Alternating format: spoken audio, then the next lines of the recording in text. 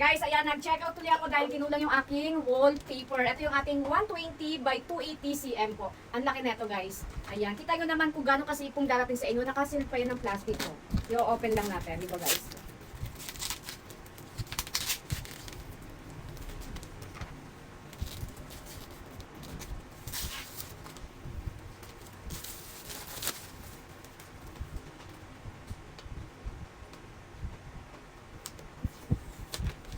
Ayan guys, ganito siya kalaki. Malaki pa to sa plywood ah.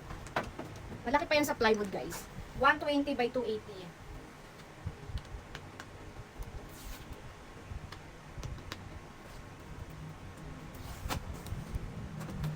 So, papatong nga po para makita nyo yung laki niya.